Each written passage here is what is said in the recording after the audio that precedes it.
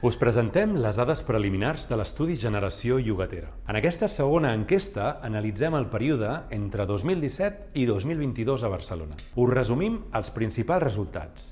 Primer, situació general. La població que viu de lloguer ja representa més del 40%. La gran majoria no és jove i, atenció, 7 de cada 10 no esperen heretar res. En canvi, el nombre de propietaris baixa fins al 58,8%. La primera conclusió és que cada cop hi ha més propietats en menys mans.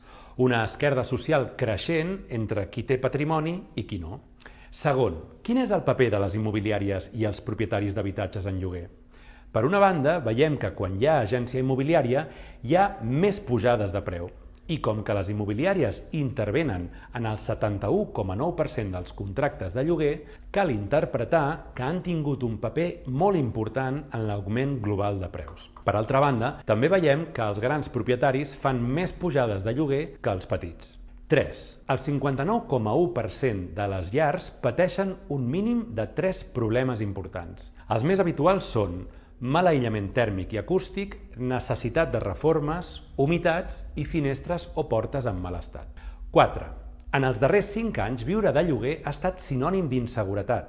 El 70,5% dels llogaters ha canviat d'habitatge una o més vegades. A més, 4 de cada 10 mudances són forçoses, no voluntàries. Això té un impacte no només en els projectes de vida, sinó també per les comunitats de veïns i pel teixit social dels barris.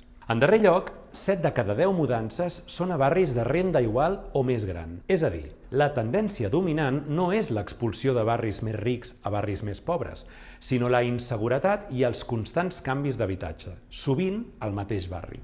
Vet aquí alguns dels resultats preliminars de l'estudi que estem realitzant amb la xarxa de Contested Territories i l'Observatori Metropolità de l'Habitatge. Us convidem a llegir-lo.